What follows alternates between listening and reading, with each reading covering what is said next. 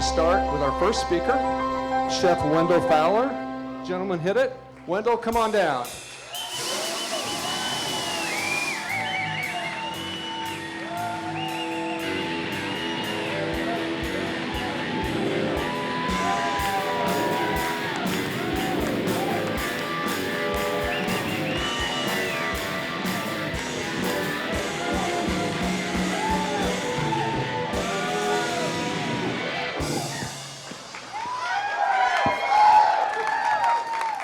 There's power in the microphone.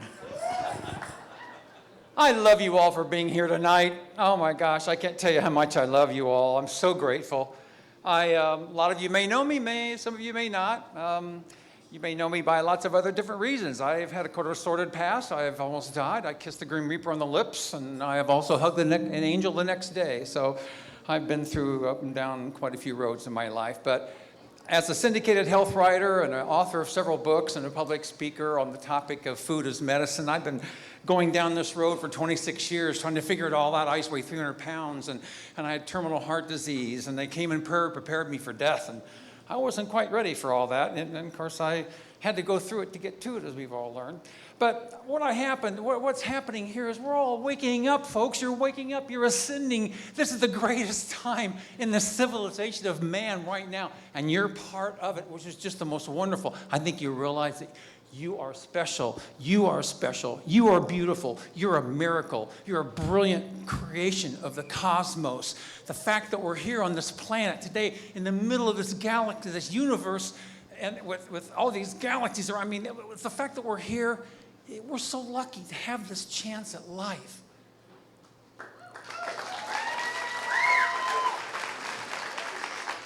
Behold, the kingdom of God is in all of us. So when I hear about God being up here and God being down here, I get a little confused. Which brings me to the topic of a syndicated health writer who talks about the food as medicine, that the body is a holy temple. We talk about it. We give credence to the words. We know words don't have a lot of meaning sometimes. That's what comes out of the heart. That's the truth that comes out of the mouth of our heart, so to speak. But we need to rejoice right now. We need to kind of be going with this. When you think about your body as a holy temple and we want to connect with the divine, I look at myself as a satellite dish to the divine. I'm a Wi-Fi. So now, you know I'm all about food. For anybody who watches my show on Wish TV, you know I'm all about food. But what I'm learning about, we eat, we know the importance of sleeping, we know the importance of breathing, and we know the importance of eating. And without eating, we would die. But we diminish the quality of what we put in our temple. We don't look at our body as a temple anymore. Our body is a holy. How do you connect with the divine? If you don't feed your temple what it was designed to eat, then it may not operate properly for you. If you feel disconnected, if you can't really connect with your divine like you want to, or you just feel a little out of it, maybe like Mercury's in retrograde all the time, maybe you need to look at your diet. Think about when you eat food. You eat food, you put food in your body. Your body has a PhD. It knows exactly what to do with that food. If it comes from the universe, if it comes from a factory, your body goes, what am I supposed to do with this? All right, you're going to get sick now. But when you think about when the body is so intelligent, it's such a miracle. Think about how precious your body is. You intake food. Your body intelligence goes to work. It starts to break it down. And then without you even giving it any instructions, it sends that food and nourishment all over your body where it's needed. Like the brain, the seat of your emotions. They found out that the lack of omega-3, vitamin B complexes, selenium, zinc, there's a couple other vitamins there that feed the brain. We're not getting it. And you look at society today, and you see the depression is somewhat connected now to a lack of nutrition. So look at our society. We're crazy, we're mad, we're angry. Violent behavior has been connected to a lack of vitamins. But we diminish it, and we look to food, unfortunately, as fun rather than the sustenance that keeps us going and keeps us moving and keeps us going every single day that we're alive. Each cell in your body does the happy dance when it gets all those things. Everything happens on a cellular level. And when you start putting food in it, that maybe, and it's all innocent, no one does it on purpose, but maybe we need to think how much more connected we can be to the divine when we fertilize our heart with the seeds of good nutrition that actually help our compassion, our love, our sensitivity, our empathy. If you didn't have a healthy body, how could you connect with the breath? How can you go through life not knowing all the secrets that your body holds within? They say the universe, all the intelligence and all the answers you could ever ask, the questions are in every cell of your body. But if your body is getting inferior nutrition, when you give it to your cells use that food to rebuild, restore, repair, start new life all over again and rebuild you. But if you don't give, I pull out the movie Towering Inferno. If you don't put the right things in it, the building's going to collapse on you. So if you feel like your walk is a little diminished and you're not walking as close to the universe as you'd like to, look at your diet. Connectivity to the divine is amazing. I call a diet that we need to eat from is from the celestial apocryphy. Apothecary, thank you. When I see man pulling an apple off a tree and genetically modifying it and saying, ha, I can outsmart the universe. Well, we only use 10% of our brain. I'm not sure we can actually pull this off. So it's arrogant to think, so when we eat and avert, we've departed, I guess you would say, from the road of nutritional righteousness. And all we need to do is just get back on that road, start eating better, go forth, spread the message of love. You're a much better messenger of love and kindness and compassion if your body is operating on all cylinders and you're able to connect with people. I had a lady come up to me. I lectured at IPL for 7 years in a row. A lady came to me one day, and she came running. I thought she was going to tackle me. She's running down there going, da, da, da. Chef Wendell. She goes, I got to tell you, last year you told us to give up 3 things. I gave up Coke, Coca-Cola soft drinks. I started eating more fruits and vegetables, and I started drinking more water. She goes, you wouldn't believe what happened. What? I was kind of scared. Tears were coming down her eyes. I was like, oh, this is so wonderful, tears. I hope I'm not in trouble.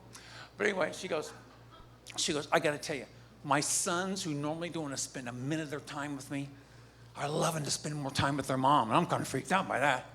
My husband chases me around the house like I'm a bride again.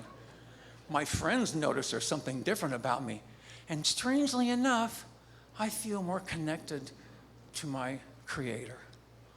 I mean, the goosebumps just went up and down my arms. I got chicken skin from head to toe. I thought, there's something to this. So I started studying it, and there's actual science that supports everything I'm saying. You are a miracle, but this miracle needs food that your cells understand the language of what you're eating. It doesn't mean you have to go home and change your whole diet, but if you go home, change your diet, change your life. You want to have more peace in the world? Peace starts at the dinner table with peaceful eating habits and sensible eating habits and self-love. We need to love ourselves enough that we don't want to suffer anymore from any disease.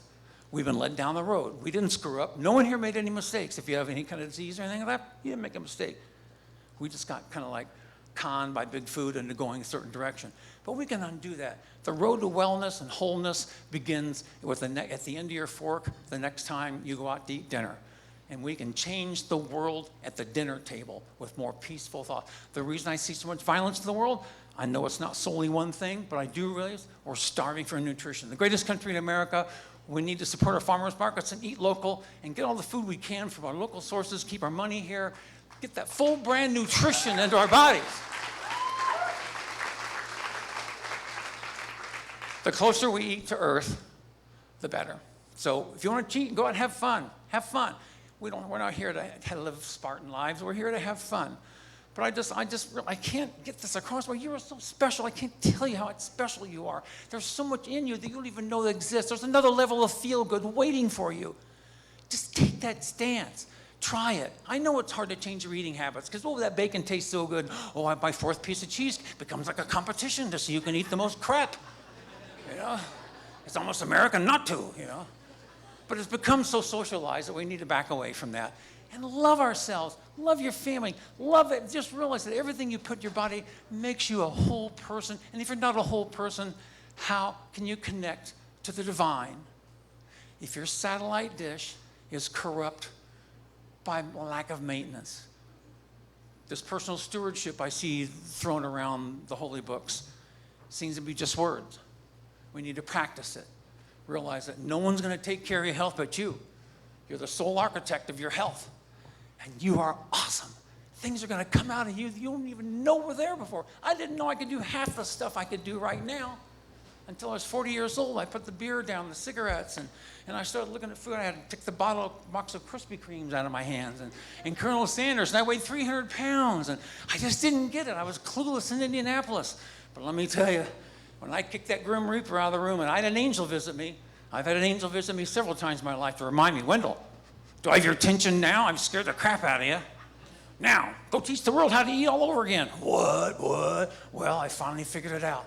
It's not easy. No one wants to hear. It's like asking a person to change their religion, to change them to eat.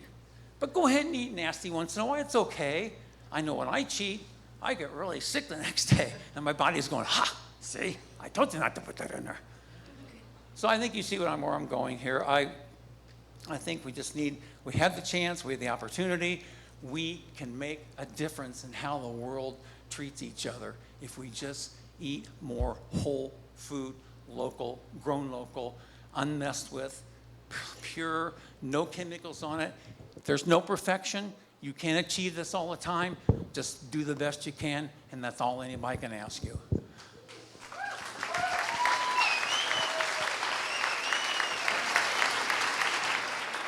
All right, thank you, Wendell. Oh my gosh. Big round of applause.